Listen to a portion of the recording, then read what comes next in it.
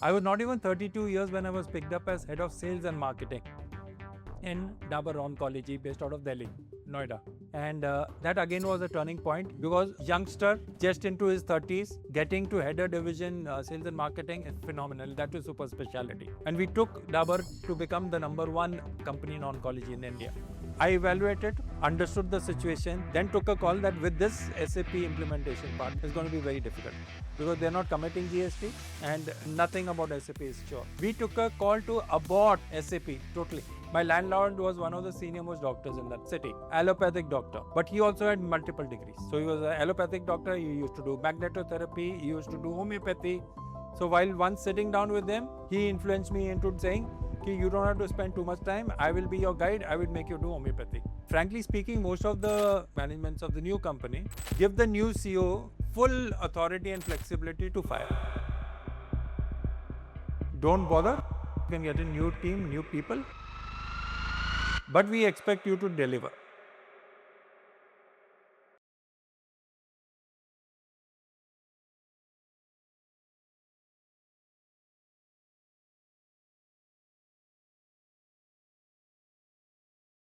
Hello everyone, welcome to Pharma Now.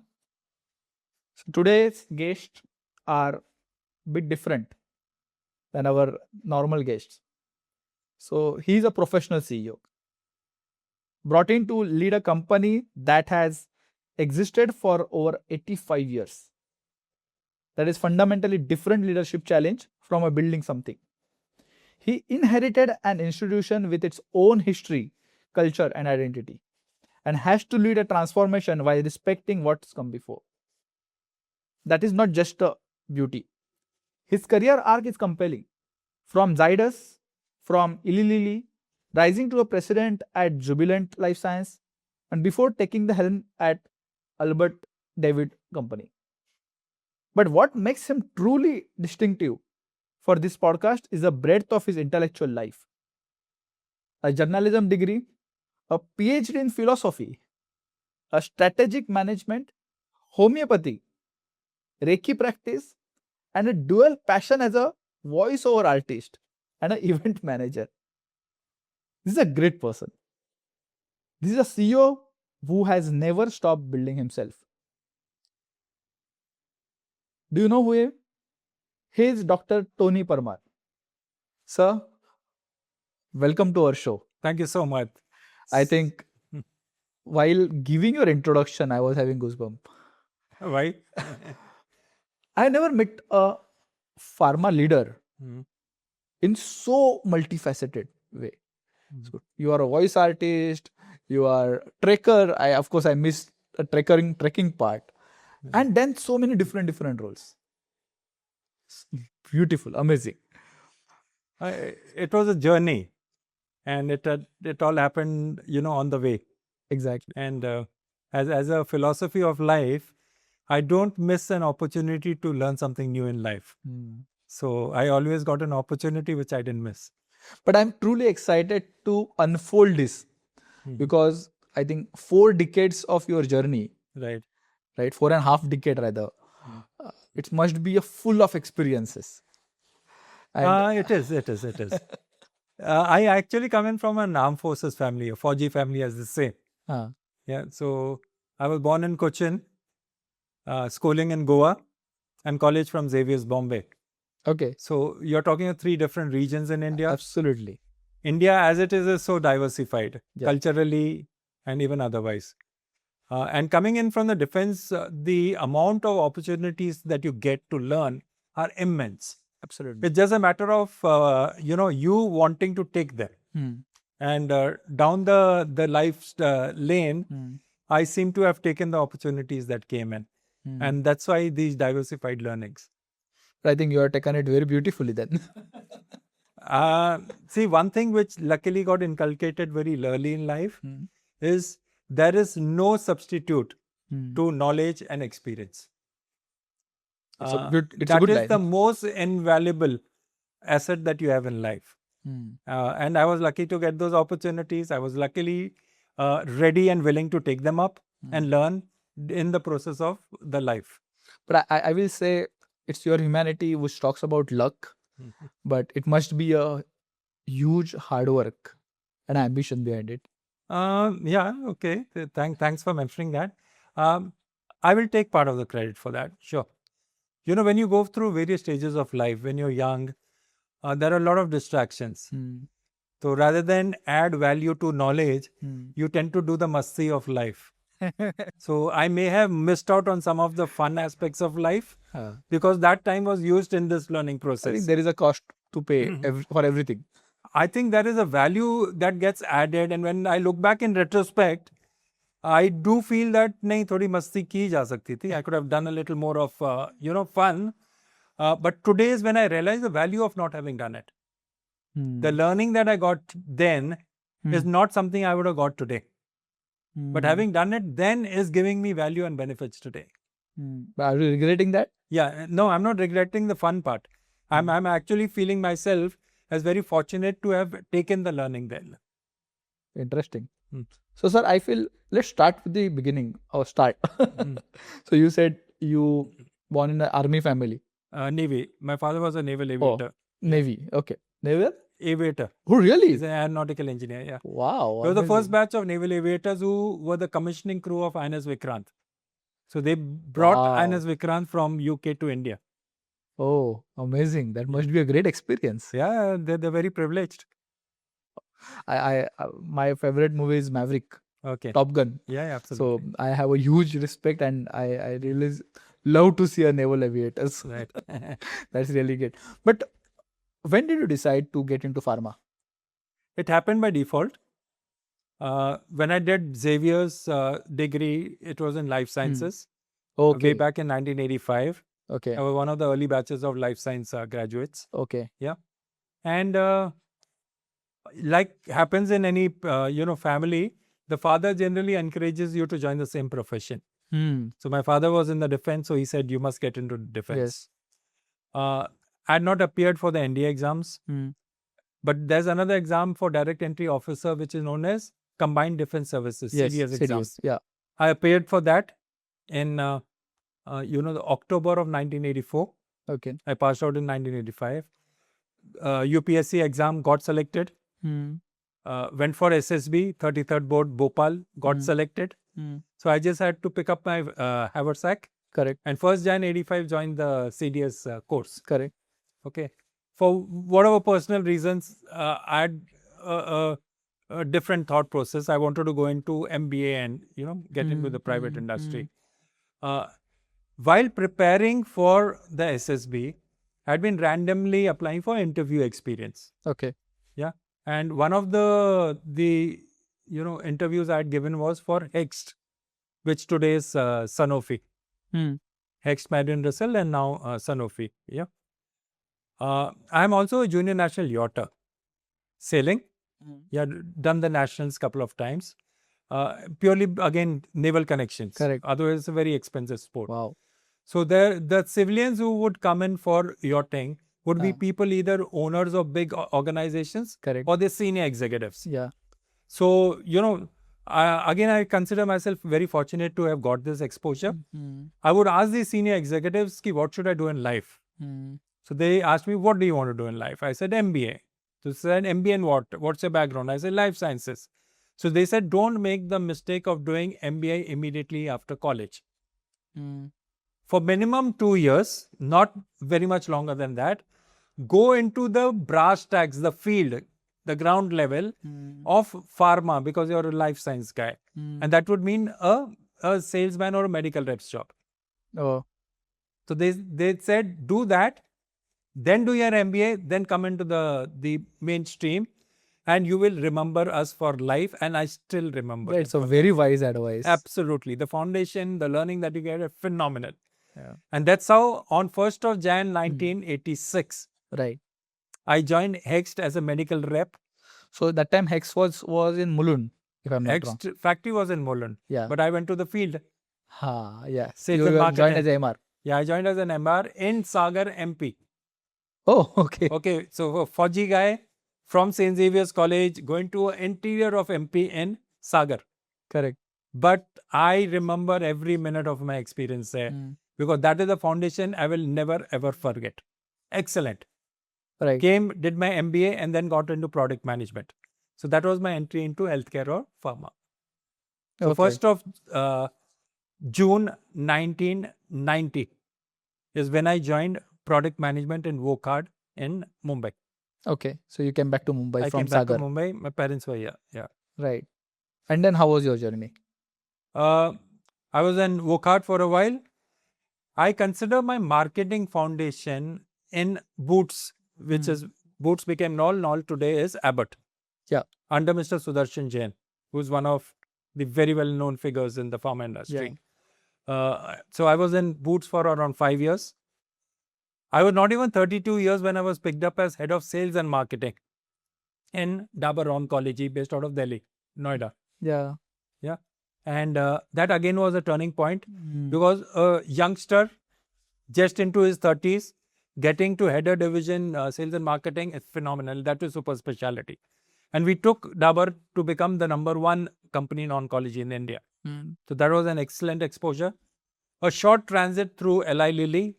That's a big story. Okay. They had a global issue and there were issues here. And then I spent 11 years in Zydus Cadila, based out of Ahmedabad. First 5 years looking after the chronic care cardio-diabeto. Did very well. I was But on the sales and marketing side. Sales and marketing, multiple divisions, heading the company. And we were one of the best performers. And then I was again, shortlisted and picked up to do a corporate job in mergers and acquisitions. Okay. Now that is a exposure that a sales and marketing guy never gets. So I was in corporate along with the promoter and a very small team. We looked after in-licensing and M&As, which gave me a very, very broad perspective about corporate operations. And one of the last M&As that we did during my tenure there was a company where we acquired 100% stakes, was Biochem based out of Mumbai. Oh, okay. A traditional family-driven, well-known company, but operating on a different sphere. Right. So the owner of Zydus, Mr. Pankaj Patel, Pankaj Bhai as we call him respectfully, told me, Tony, I'm the you're the only person I'm sending to Biochem. Go and take over charge there. So that's the area. So that was the next start... orbit. From a vertical head, I became a company head. Wow. And I was sent to Mumbai. What was your age that time? 45 years. Very young for a pharma professional. Yeah, exactly. Very young. So God has been kind. My bosses have been nice. I got elevated very early in life. Wow. So I joined Zydus Biochem as the first CEO of the company. That's where your journey as a CEO starts. CEO starts. That was in December, 21st of December. I remember the date. 21st of December 2011. And I was on the board. So my first board position, my first CEO position, first next level position. How was your day one? Day one was fantastic. It was like... Do you remember? Totally, yeah, I remember the date. The day one was where actually we went to the Chawan Auditorium in Nariman Point. Okay. Okay, where the Biochem team was there, the Zydus team was there. And I was on the board, on the stage along with Pankaj Bhai because I was the CEO and the board member there. And we were addressing the entire Biochem workers and telling them that this merger has happened and from today, you're part of the Zydus group. So it was a very different feeling. Yeah. And for me, very elated and humbled to have got that post. So thus started my CXO journey. And from December 2011 till very recently, I was heading various companies from Zydus Biochem to Jubilant Greenfield to 6 years at Albert David Limited, where I was MD and CEO. And Albert David is a public limited company. So it's a listed company. So that again was a very different experience. From large operations of large companies coming to modest operations of medium-sized companies, but handling the entire company. So it was a transformation by culture, transformation by role, and turning around. So, from stable conditions, you're trying to turn around. So people are different. The system processes are not so well evolved. So very, very different. So it's not easy. It's challenging, but immensely learning process. Correct. So the journey was good. Very good. Wow. So let me go back to your day one of Zydus Biochem, because that was a new company you acquired, and when any company get acquired, there are different challenges of culture. Right. right? Zydus must be having, it's a professional run company by Pankaj Bhai, and then it's a different setup altogether. And then you acquired a company which is of different culture. And then you become a CEO. Your CEO journey starts from that point. Right. What were the challenges? And how you mitigate See, I'm going to be writing a book on this very soon. Okay. So Though I take this a is lot going of to be a talks- spoiler then. No, I'll be writing a book on this. Not very soon, but I'll definitely be writing a book on this. Because contrary to what most people think, there is one very important asset which no money can buy. You can pump in money, change the technology of a acquired company. You can pump in money, change the processes of a company. And you can do anything, everything, everywhere, other than one aspect, which is culture and the mindset of people. Exactly. Yeah.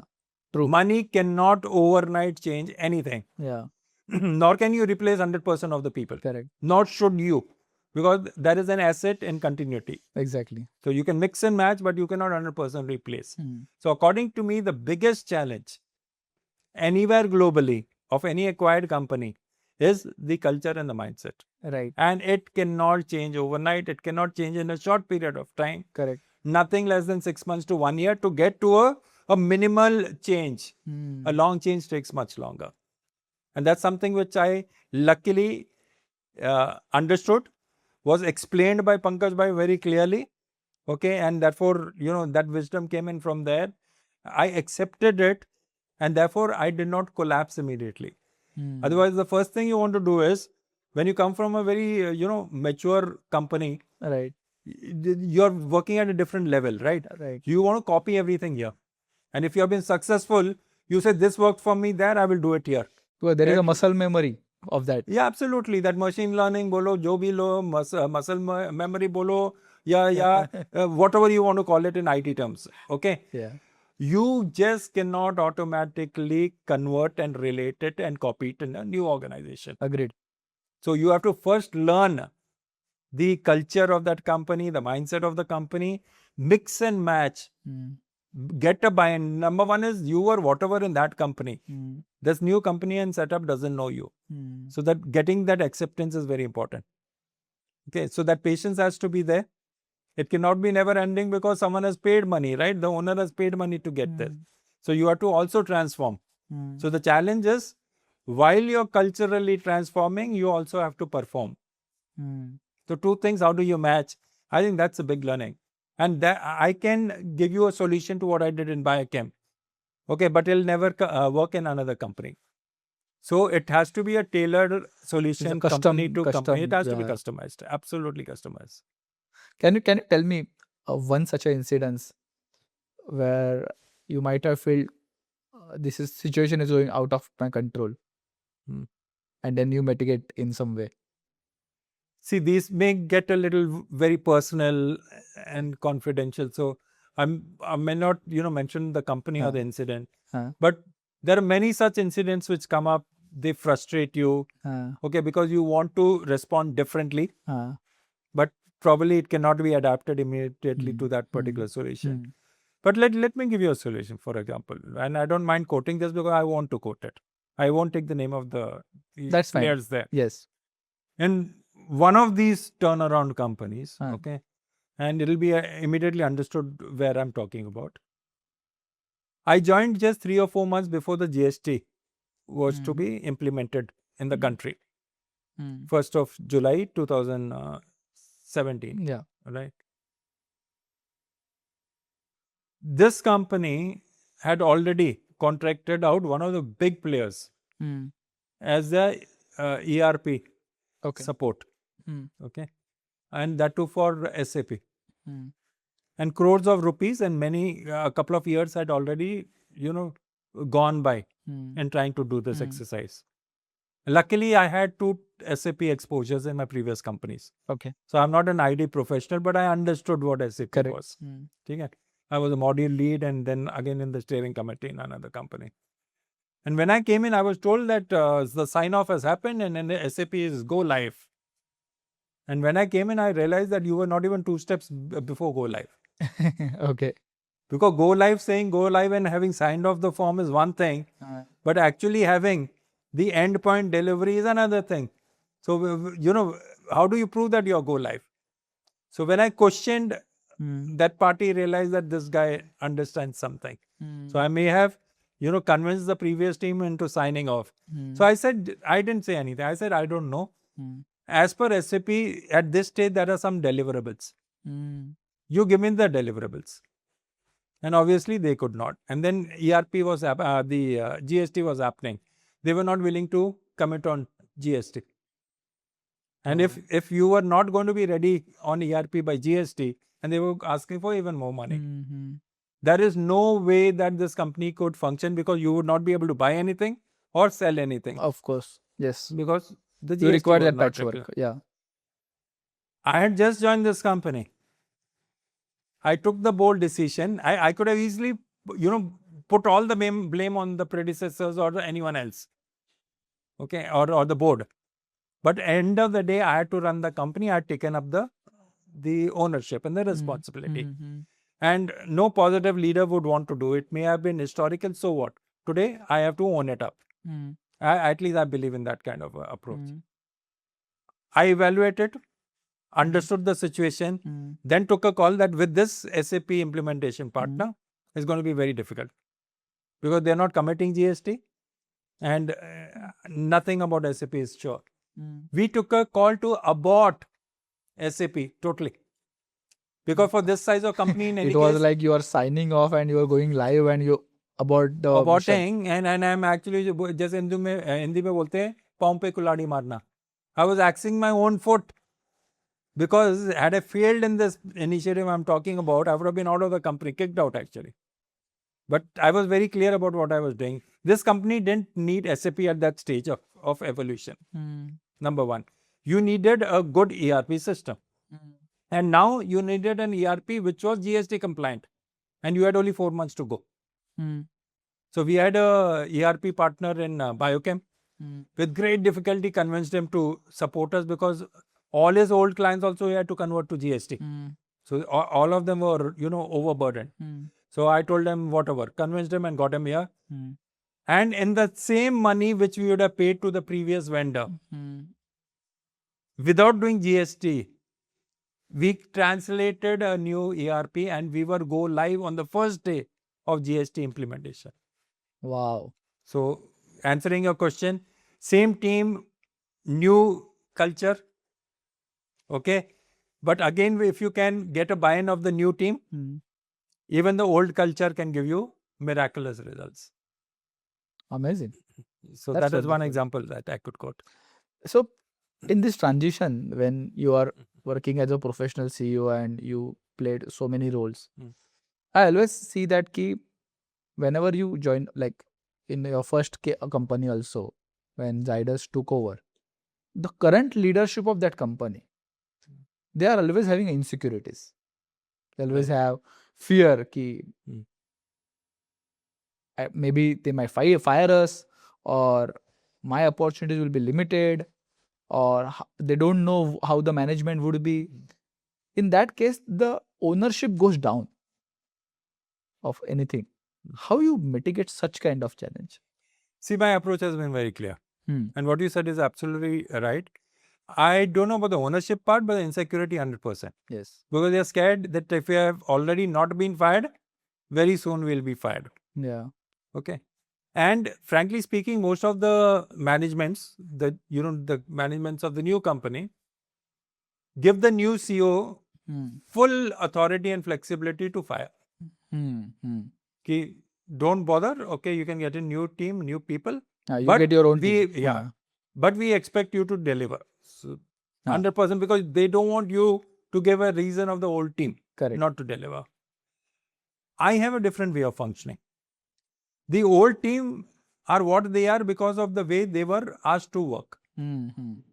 That does not mean that they may not be ready to work in your style of functioning.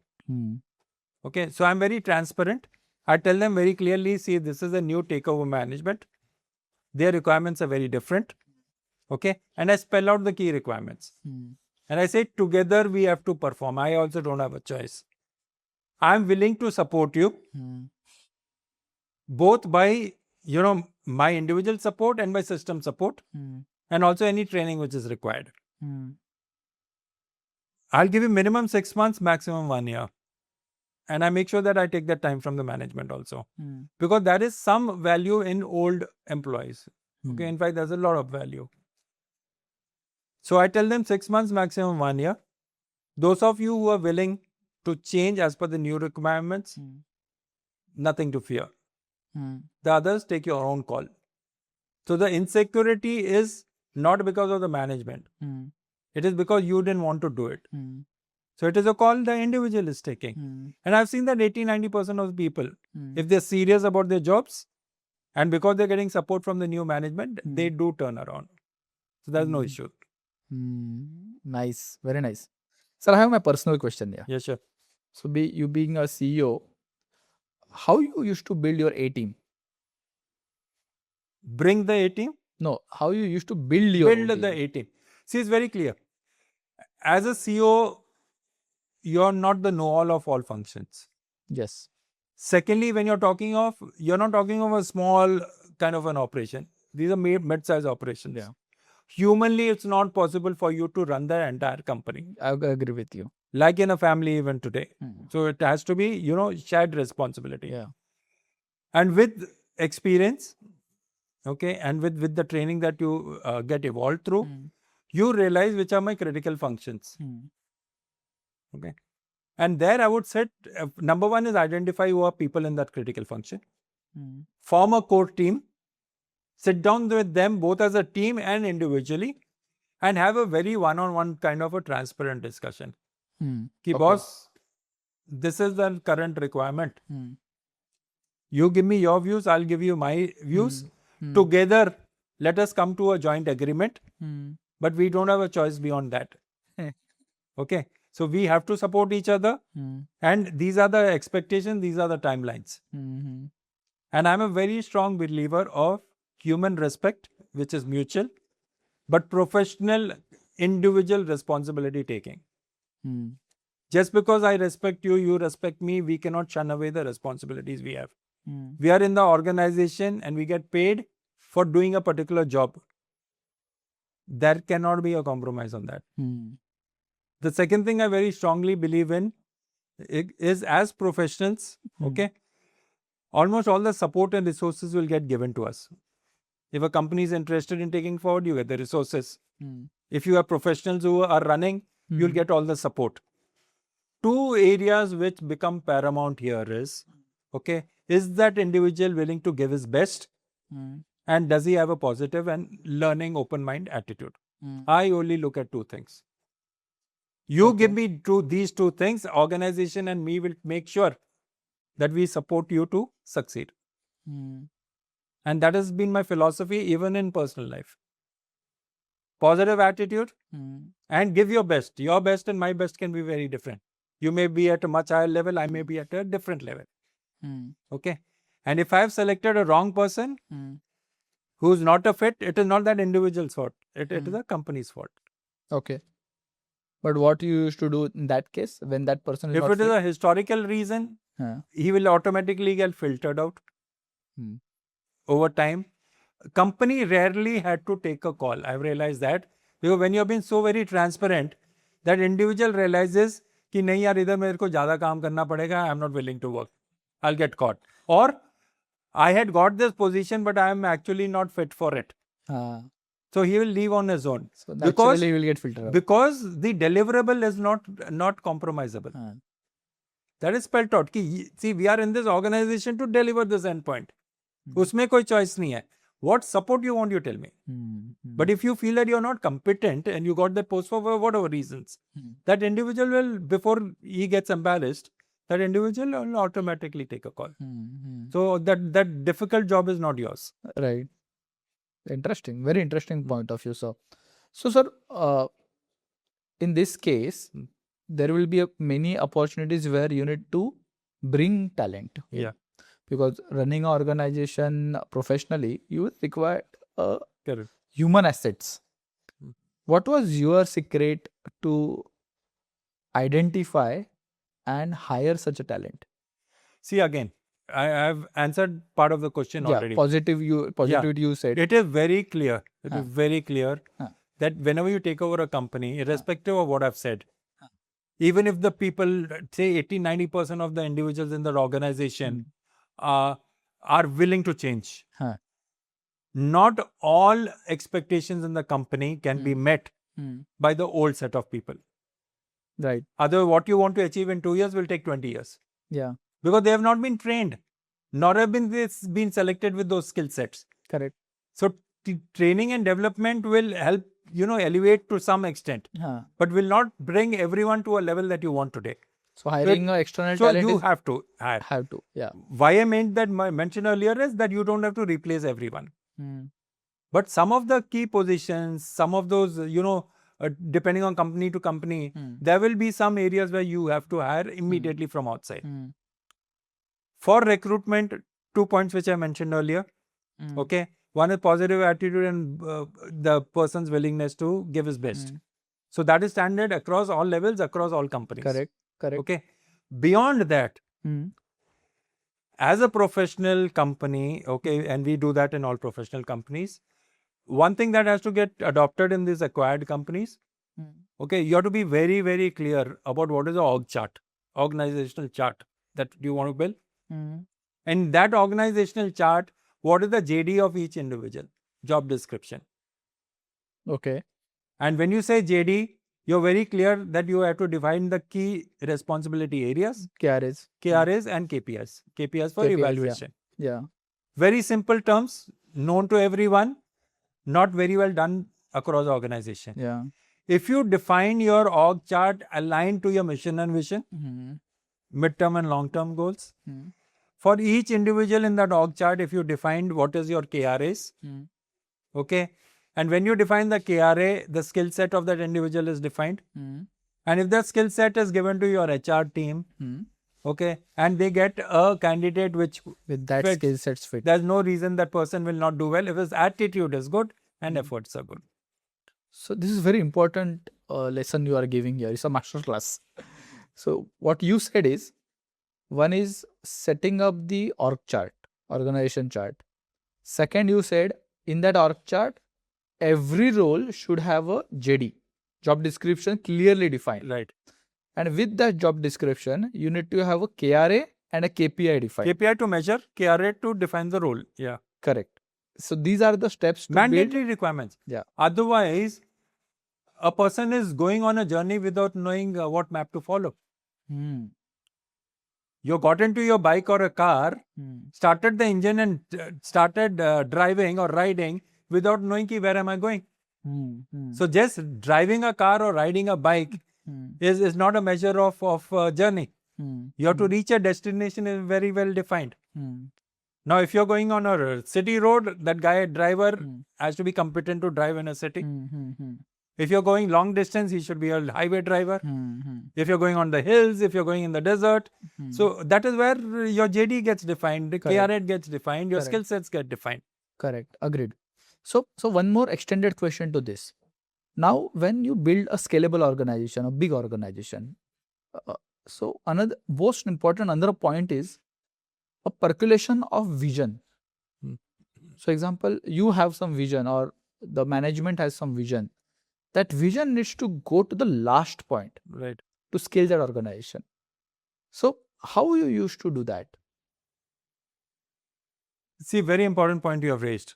Like we were talking about the previous point, that destination need to be known. Similarly, what is the mission and vision statement? Okay, it basically defines the entire character and culture of a company. It clearly defines what is the purpose of existence of a company. Now, it cannot be only at the owners or a board or a senior management level. It has to percolate through each and every member of the organization. Okay, different companies do it differently. It can't be just announced once in the year or, printed and emailed once in the year. It has to be in every breath you take and every word you speak. And you cannot have multiple objectives or vision statements. 2 or 3, which define the character of and there's nothing like right and wrong. It is what drives the passion and the energy levels within the organization. Hmm. It is what philosophy and principles that organization wants to run on. Hmm. So whatever the company and the board or the promoter decides, it has to percolate down to the last member, Hmm. irrespective of level, irrespective of department. Hmm. And it has to get completely reinforced time and again, and in every activity and every function that you conduct in that company. How to do that? But How? how to do that? Very clear. Hmm. You have various interactions which happen. There are Okay. various communications which go through. Okay. Okay. There is various leadership styles which can be a little altered as far as an individual is concerned. Okay. But it has to align to the particular philosophy of the company. Hmm. Now, for example, I'll tell you. Yeah. There are some companies which say, whenever you greet anyone, you have to have a smile. Hmm. Now, your smile and my smile can be very different, Agreed. but you have to smile. There are many companies who say that even today you have to wear a tie when you're meeting an external customer, Hmm. or you have to have a jacket on, Hmm. okay? Or you cannot come in so and so clothing. Hmm. Or advertising company says you do what you want the way you want. Come on, shots. Yeah, whatever. Whatever is defined as the philosophy of the company has to carry through across, and not as a forced statement. There has to be a buy-in, and people have to enjoy that. And when this vision, mission and philosophy is enjoyed by people in that company, then it does not have to be enforced. That is when you say, I've successfully done it. The moment you have to remind someone, I can understand in the beginning you have to do it. Yeah.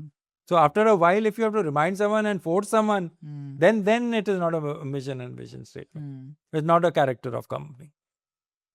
Very interesting, because I think young entrepreneurs who are trying to scale the company, they always have this challenge.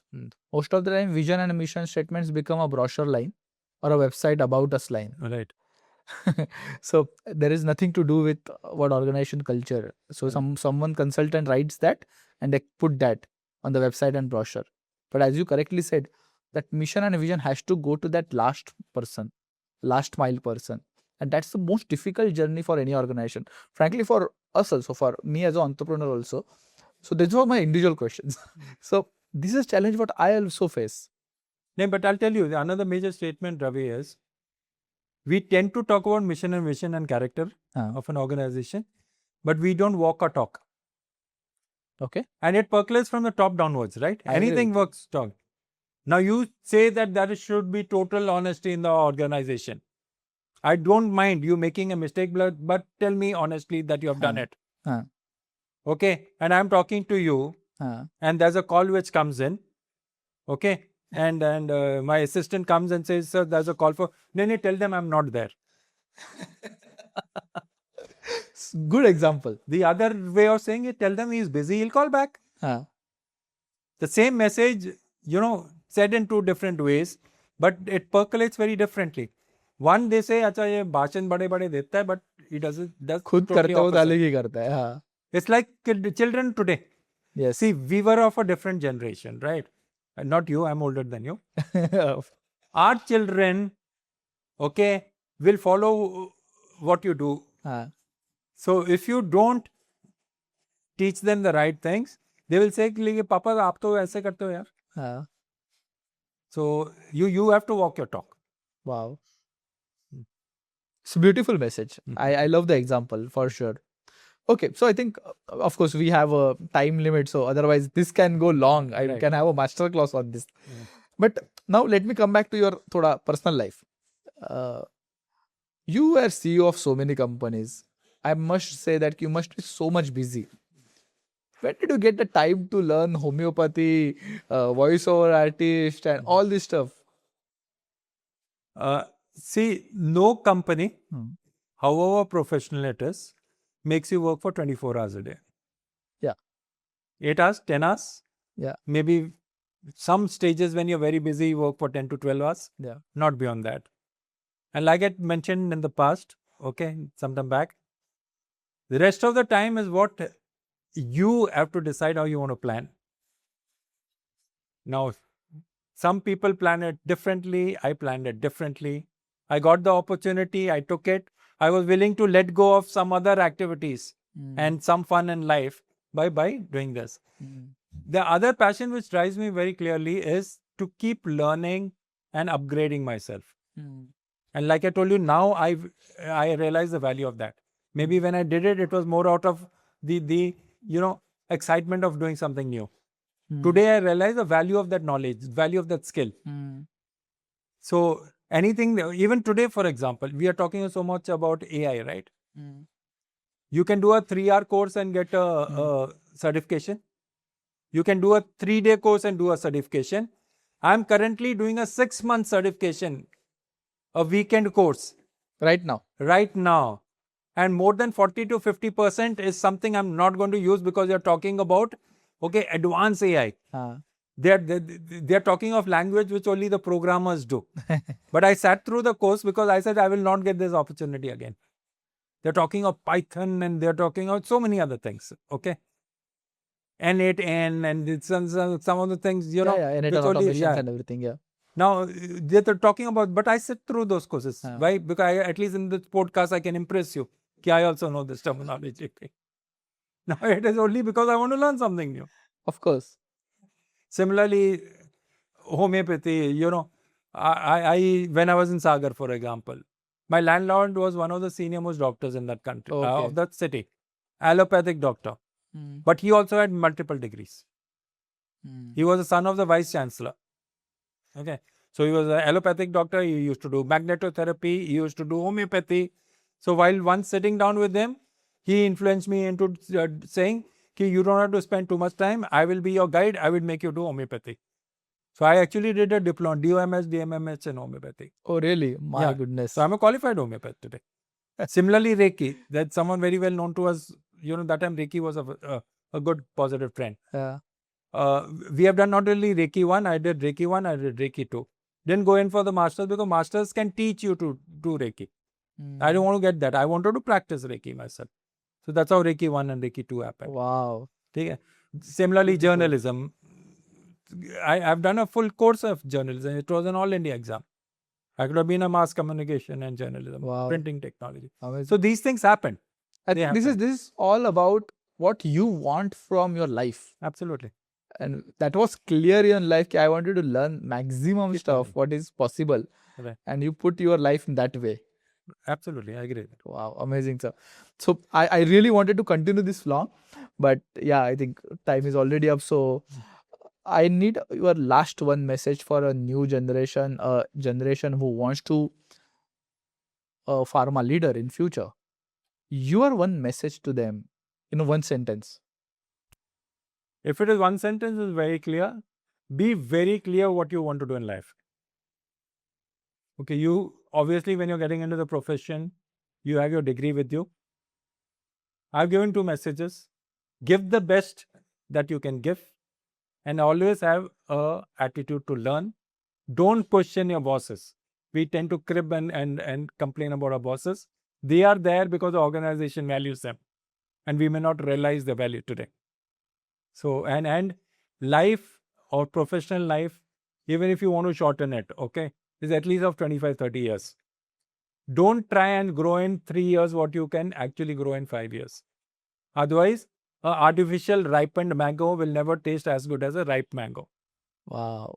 So this is a very, very strong beautiful message. And I remember a few of my colleagues, I'm going to show this line to them.